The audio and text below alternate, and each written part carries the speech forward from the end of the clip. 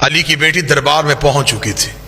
یہ دربار صرف سپاہیوں میں نہیں سی، غیر ملکی سفیر، دوسرے ملکوں کے وفود لوگ دربار میں بیٹھے ہوئے تھے. دربار سجا ہوا تھا.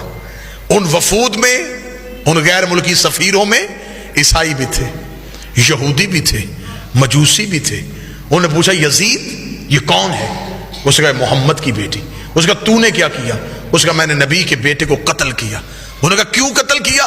اس نے کہا اس لیے کہ حسین میرے اختیار کو نہیں مانتا تھا. میں بالکل عین تاریخ پڑھ رہا ہوں. حسین میرے اختیار کو نہیں مانتا تھا. اگر حسین میرے اختیار کو مان لیتا میں کبھی بھی حسین کو قتل نہ کرتا.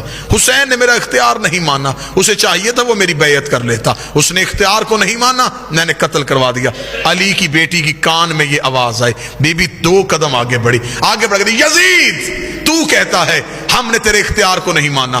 تیرے دربار میں روشن دانوں سے ہوا کا شور آ رہا ہے. میں تجھ سے بات کرنا چاہتی ہوں، تھوڑی دیر کے لیے ہوا روک. جب بی بی نے کہا تھوڑی دیر کے لیے ہوا روک، یزید کہتا علی کی بیٹی میں ہوا کیسے روکوں؟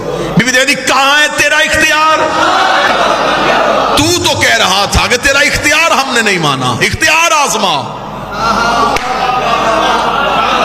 روشن دان سے ہوا روک. اس علی کی بیٹی یہ میرے بس میں نہیں. بی بی کہا تیرے دربار میں سپاہی گھوڑوں پہ بیٹھے، گھوڑے سم اٹھا کے زمین پہ مار رہے ہیں، سموں کا شور آ رہا ہے. تھوڑی دیر کے لیے سم روک. اس علی کی بیٹی میرے بس میں نہیں. جملہ بی بی نے اتنا وزنی کا کھڑے بھی ہو جو جملے کا قد بڑا ہے. بی بی دیکھا تھی تیرے جانور بھی تیرے اختیار میں نہیں.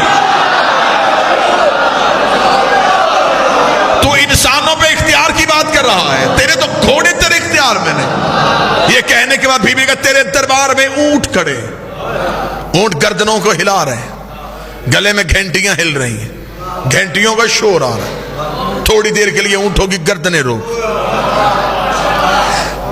اب غیر ملکی سفیر سن رہے تھے، پورا دربار سن رہا تھا، اور اکیلی علی کی بیٹی بول رہی تھی. یزید کہتا کیا کہہ رہی ہے تو بنت محمد؟ کبھی کہتی ہوا روک، کبھی کہتی سم روک، کبھی کہتی اونٹوں کی گردنیں روک. یہ سب کچھ میں کیسے کروں؟ بی بی 4 قدم آگے بڑھی. دیر کا پھر ہم تجھے اپنا اختیار دکھاتے ہیں. بی بی کا اسکت خاموش. اتنا کہنا تھا روشن دانوں میں ہوا رک گئی. جس گھوڑے نے سم اٹھایا تھا اس نے زمین پہ رکھا نہیں. جس اونٹ کی گردن ہلی تھی اس کی واپس نہیں آئی. جس انسان کی آنکھ کھلی تھی اس کی بند نہیں ہوئی. جس کا ہاتھ اٹھا تھا اس کا نیچے نہیں آیا. جس کے نتنے سے سانس نکلی تھی دوسرے نتنے سے واپس نہیں آئی. انسانوں کے دلوں کی دھڑکنیں ان کے کانوں میں سنائی دینی شروع ہوئی. جب پورا دربار پتھر کا ہو گیا، علی کی بیٹی چلتی ہوئی یزید کے تخت کے سامنے آئی. بی بی نے ہاتھ کا اشارہ کیا. یزید کی ناپاک روح اس کے بدن میں واپس آئی.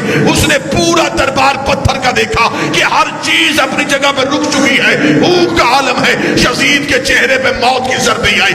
اس نے تخت پہ بیٹھ کر علی کی بیٹی مجھے معاف کر دے، علی کی بیٹی مجھے موت نہ دینا، علی کی بیٹی مجھے معاف کر دے. بی بی 2 قدم آگے بڑھی. بی بی نے کہا اب